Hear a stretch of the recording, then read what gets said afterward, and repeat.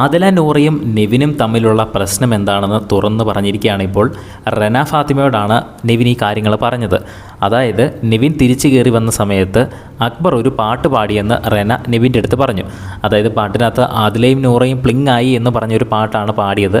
അപ്പോൾ ആദില നൂറയും തിരിച്ചു പറയുന്നുണ്ട്, ഞങ്ങളല്ല പ്ലിങ് ആയത് നെവിനാണ് എന്ന് പറഞ്ഞു.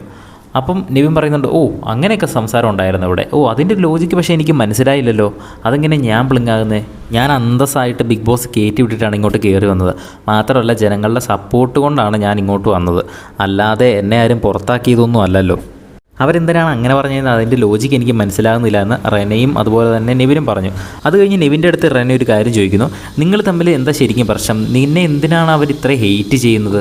അപ്പോൾ നെവിൻ റെനയുടെ അടുത്ത് പറയുകയാണ്, ചെവിയിലാണ് പറയുന്നത്, മൈക്കിലൂടെ അത്ര ക്ലിയർ അല്ല, ഞങ്ങൾക്ക് തമ്മിലൊരു കോമൺ ഫ്രണ്ട് ഉണ്ട്. അപ്പോൾ ആ കോമൺ ഫ്രണ്ടും ഞങ്ങളുടെ ഇടയിലും ചെറിയൊരു പ്രശ്നമുണ്ട്. അത് പുറത്തെ പ്രശ്നമാണ്, അതിവിടെ പറയാൻ പറ്റില്ല. എന്തായാലും ആ ഒരു ഫ്രണ്ട് വഴിയുള്ള ഒരു പ്രശ്നമാണ്, അതുകൊണ്ടാണ് ആദിലയ്ക്കും നൂറയ്ക്കും എന്നോട് ഇത്ര കലിപ്പ് എന്ന് നെവിൻ റെനയുടെ അടുത്ത് തുറന്ന് പറയുന്നുണ്ട്. മാത്രമല്ല റെന വേറൊരു കാര്യം പറയുന്നു, അവർ തന്നെ ഈ ആഴ്ച മിക്കവാറും പോകാൻ ചാൻസ് ഉണ്ട്. കാരണം ആദിലയും നൂറയും സ്പ്ലിറ്റ് ആയല്ലോ. അപ്പോൾ അവർക്കിനി 50 വോട്ട് കിട്ടുവാണെങ്കിൽ 25 എണ്ണം ഒരാൾക്കും 25 എണ്ണം മറ്റേ ആൾക്ക് കിട്ടത്തുള്ളൂ. അപ്പോൾ ഏറ്റവും കുറവ് വോട്ടുകൾ അവർക്ക് തന്നെ ആയിരിക്കുമെന്ന് റെന പറഞ്ഞുകൊണ്ട് അവർ ഈ ആഴ്ച തന്നെ പുറത്തു പോയിക്കോളൂ എന്നും നെവിൻ്റെ അടുത്ത് പറയുന്നുണ്ട്. ഈ ഒരു ആഴ്ചയിലെ നോമിനേഷൻ ലിസ്റ്റിൽ നിന്നും ആര് പുറത്തു പോകണമെന്നാണ് നിങ്ങൾ ആഗ്രഹിക്കുന്നതെന്ന് താഴെ ഒന്ന് കമൻറ്റ് ചെയ്യുക.